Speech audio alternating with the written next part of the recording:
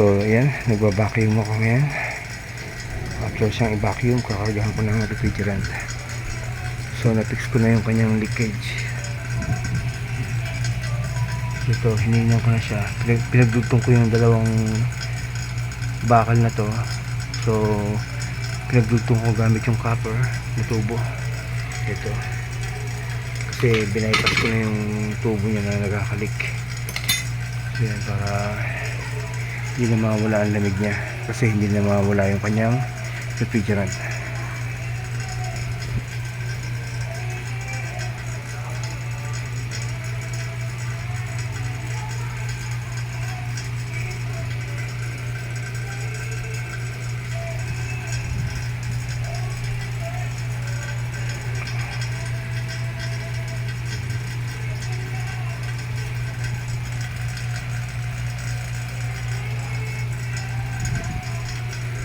Yan, so mamaya okay na to.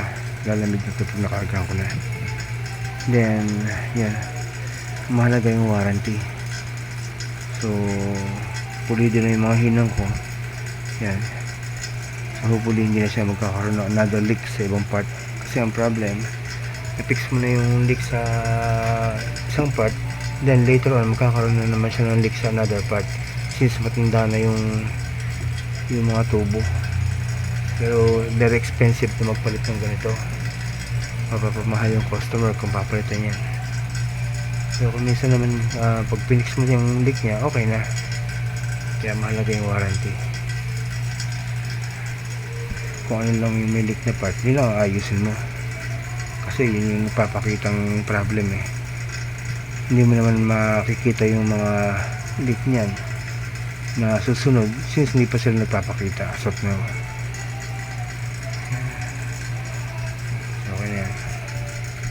Kargahan ko na yung refrigerant pag tapos na ako mag-vacuum.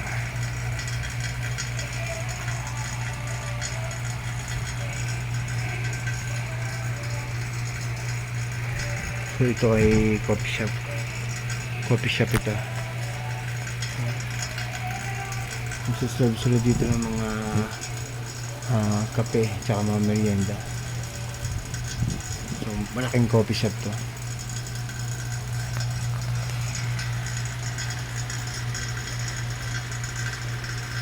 Okay na.